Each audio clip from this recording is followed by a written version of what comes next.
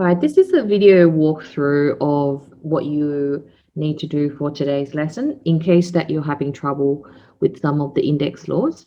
None of this is new to you because we have covered all of these laws last term, and in particular the ones dealing with multiplication, division, and powers.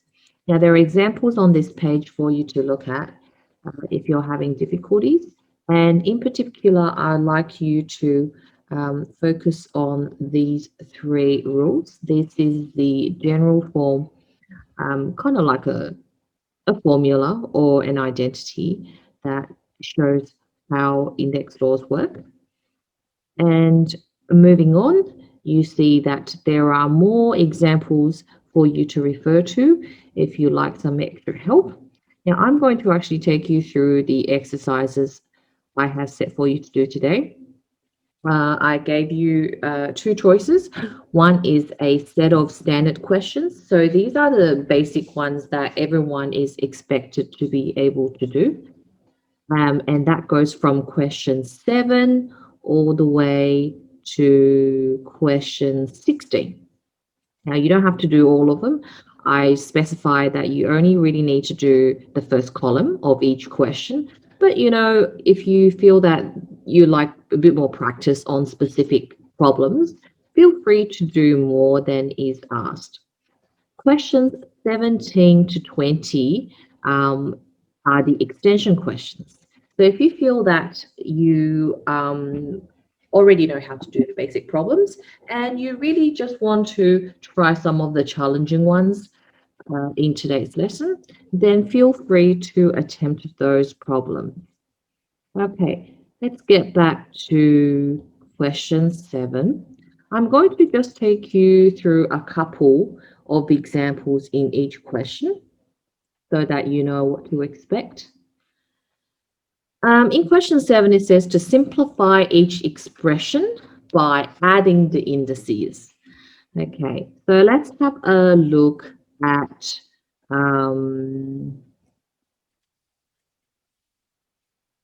question 7b. Okay, so here we've got a to the power of 5 times a to the power of 4. Now, you realize here that both expressions have the same base, so they're both a's. Hence, we're able to combine the terms when we multiply them. And the rule that we're going to use is a to the power of m times a to the power of n equals to a to the power m plus n. Okay, so that will just give us a to the power of 5 plus 4, which is a to the power of 9. Let's look at another one. B to the power of 9 times b. So this is question K. All right. Now, there is no power in the second term, but when something goes invisible, it is always in mathematics that there is potentially a 1 there. So what that is saying is that you have b to the power of 1, or in other words, there's only one of b. So you have 9 b's multiplied together. Okay, so b times b times b, etc. Now there's 9 of them. And then you're going to multiply that by just one more. So the question is, how many b's will you have multiplied together? Okay, so you can see that is 9 plus 1. There are 10 lots of b's all multiplied together. Hence, what we can write down using our rule is that b of power 9 plus 1 is equal to b to the power of 10. And if you have a question where there are multiple terms being multiplied together, as long as the bases are the same, all you need to do is add the indices. So add them all up, and that gives you k to the power of 15. Okay, you might like to stop at this stage, pause the video, and finish question 7, column 1. So that's the first column. Now for question 8, we have divide, and the rule that goes with dividing terms of the same base is, again, using our general form, a to the power of m divided by a to the power of n is equal to a to the power m minus n. Okay, so let's have a look here. We've got p to the power of 5 divided by p. Ooh, I shouldn't be doing a question that you're doing. So let's try a to b.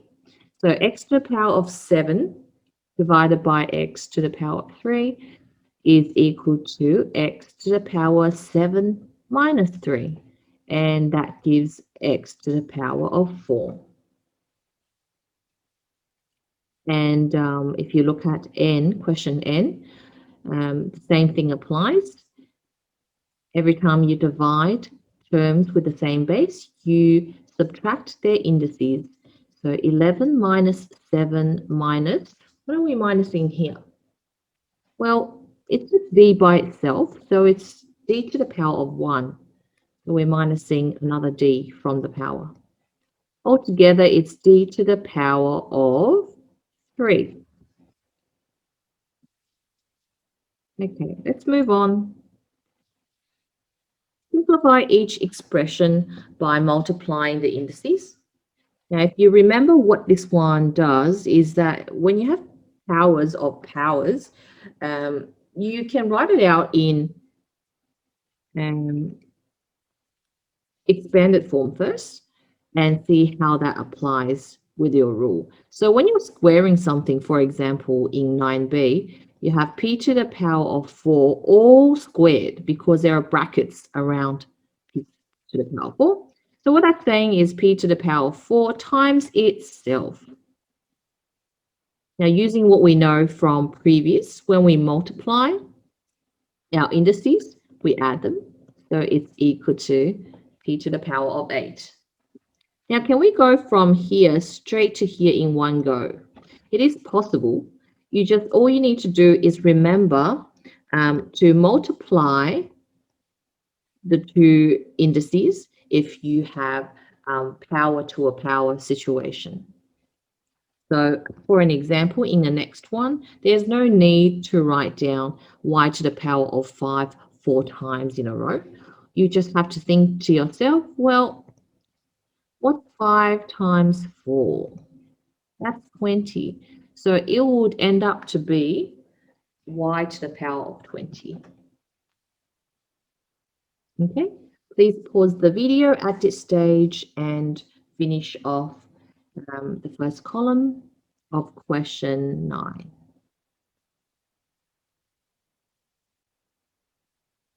Okay, now we go to slightly more complicated problems, but they're still pretty standard. We've got, in this case, now we are including numbers in our multiplication. And the rule of algebra is that all numbers multiply together and all prenumerals multiply together. So in the first one, you can see that there is only 2 in this expression as a number. So that stays at the front. And then we look at n to the power of 3 and n to the power of 5. We apply our index laws. So how many n's are there all multiplied together? Well, there is 3 plus 5. So altogether, there are 8 n's being multiplied together. And if I go to 10q, you can see a similar kind of problem. So the first thing we're going to do is to multiply all our numbers together. 3 times 4 times 3. So put that into your calculator. So what is 3 times 4? That's 12. 12 times 3 is 36. And let's now look at our p's. We have power of 4, another power of 5. And remember, this one has power of 1, even though the number is not there. We need to add that on. And hence, our answer is 36 times p to the power of 10. Question 11, I'm just going to do one because it's fairly similar to question 10. So 11Q. Okay, we have the same kind of pattern. We've got numbers and we've got pronumerals. Remember to always follow the same kind of thinking when you're dealing with algebra problems. Focus on the number parts first. 12 times 5. What is 12 times 5? That is 60. And now let's have a look at like terms. So we have an S term here and another S term there. So these can be combined. And we have S to the power of 7 plus 4. And next we have our T term. Our T term and T term there. So we've got T to the power of 9 plus 7. And together it becomes 60 lots of S to the power of 7 plus 4. That makes 11. Oopsies. So S to the power of 11 and T to the power of 16. Okay. Pause the video now if you'd like to have a go at questions 10 and 11, the first column of each.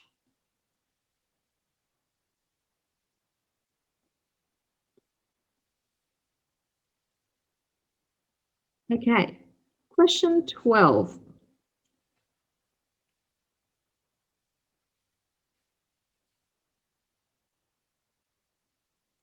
Again, the way we can work these kind of problems out is to separate the numbers and the pronumerals.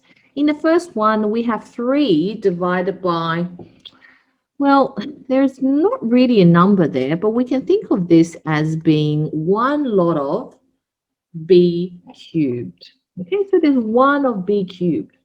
Hence, now we can work with the numbers 3 and 1.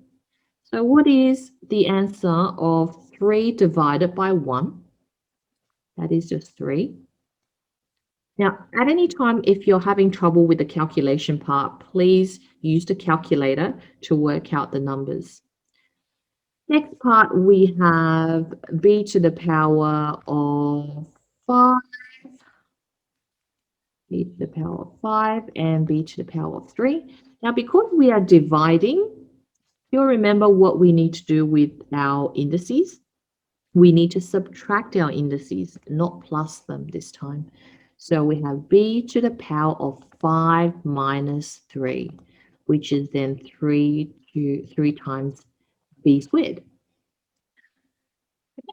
Let's do another problem. So for example, let's do this one. Now, with these kind of problems, you can take it in 2 steps. So one at a time, focusing on the first 2 terms and then looking at the next term. So if I just focus on these, ask yourself, what is 32 divided by 2?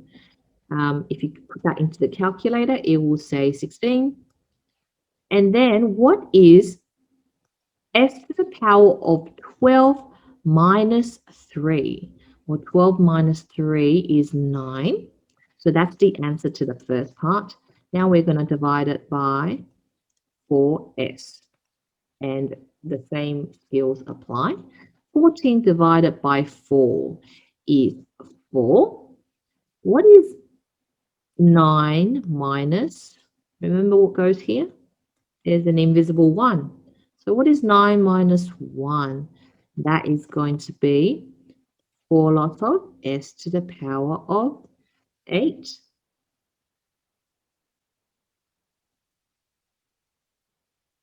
Question 13. These are also division questions because the divide symbol is the same as the fraction symbol. They have the same meaning. So when you look at things like that, it's the top index minus the bottom index. Okay, So here, what you will know, if you wanted to understand how this works a bit more, what you can do is write everything in expanded form. So the top would look like this. I would have to write out 6 lots of n's, and the bottom I would have to write out 5 of them. And you can see that um, I will be able to now cancel out a few terms. So in fractions, we are allowed to cancel if we can divide the top and bottom by the same value. So if I divide the top by an n and the bottom by an n, that's one set of values I was able to cancel. That's another set. That's another set. And I can keep going until I have one n left on the top of the denominator. And on the bottom, there is really all divided off. And if everything gets divided off, you just are left with a 1. Hence, the answer to this problem is just n minus n over 1, which is just n by itself, as anything divided by 1 is itself. Okay, so let's have a look at another question. So, for example, if we look at question O, focusing on the number part, 64 divided by 8, what would that be? The other thing you can ask yourself is, what is a number that I can divide off the top and the bottom? The biggest factor that I can divide off. And you can say, oh, I can divide off by 8 on the top and 8 on the bottom. And in that way, I would just be left with 8 on the top. And on the bottom, 8 divided by 8 is 1. Okay. Now let's look at the B's. What do you see happening here? Well, I've just got B 13, and I can really do this together in one sort of calculation. So I can just combine their indices together there already. So that would give me 13 minus 8. So 8 lots of b to the power of 5. Now I don't have to write the over 1 because anything divided by 1 is itself. So that's how you could do that. Now, if you have a question where the indices is bigger, index is bigger at the bottom, then you'd have to write down the pronumeral on the bottom of the fraction, because the top will be cancelled out instead. Okay, let's look at question 14. In question 14, I'm just going to do one example, and we can generalize a pattern from there. So here, it's the easiest to actually, if you don't want to write this as a fraction, it's possible. All you need to do is just do pairs of numbers at a time. For example, starting with the numbers, 42 divided by 6 gives us 7. Now let's focus on the x's. So that's an x to the 4 divided by x. So let me add the invisible one there. That tells me that I've got what remains is 4 minus 1, which is 3. And lastly, we look at what's happening to our y term. So in this part of the expression, you have power of 10 divided by a power of 6. So that abbreviates to 10 minus 6, and we can simplify this as such. Okay, so you can do that with pretty much all the other questions in this lot. Okay, you might want to pause the video now to catch up on some work and come back when you're ready for the last 2 questions in standard. Okay, let's have a look at question 15N.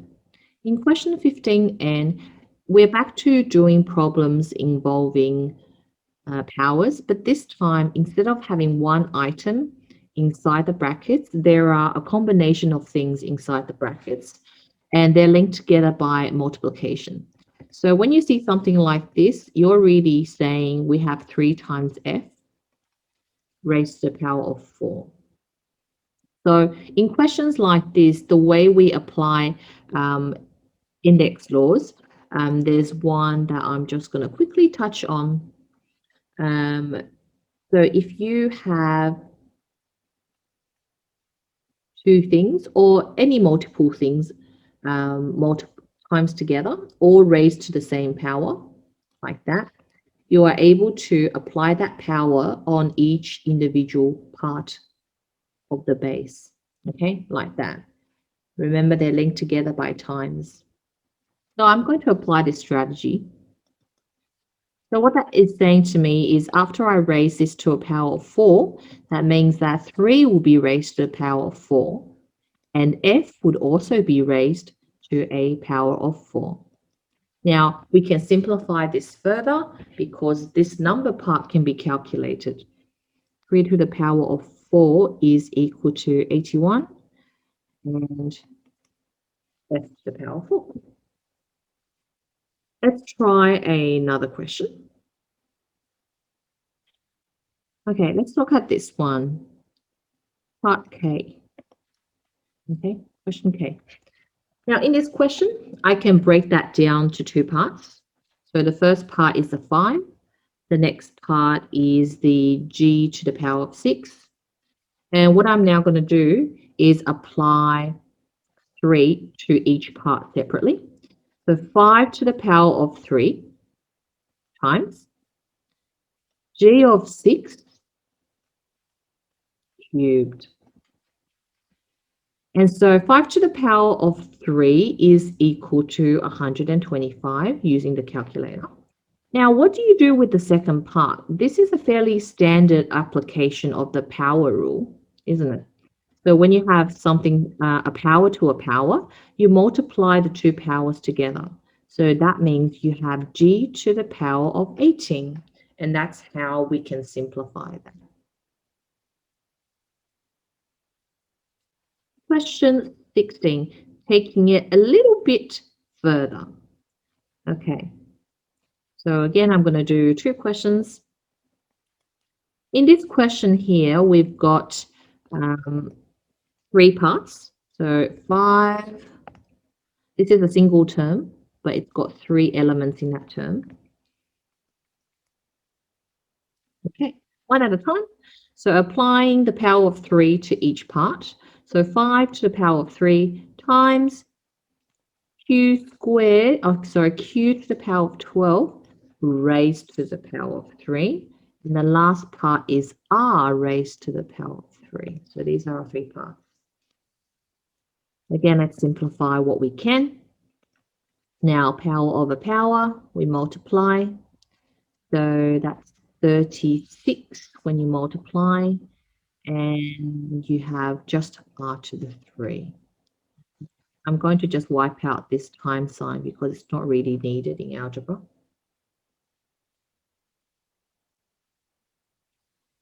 Let's do one more. Okay. Do question R. In question R, again, we have 3 parts. Number 2, x to the 5, y to the 2. So applying the power of 6 gives us 2 to the power of 6 times x to the 5 raised to the power of 6 times y squared raised to the power of 6. And that simplifies down to 64 lots of x to the 30 because we're multiplying the 5 and the 6, we're not adding. And here we have 6 lots of 2, so that is 12. So that is the final answer to that question.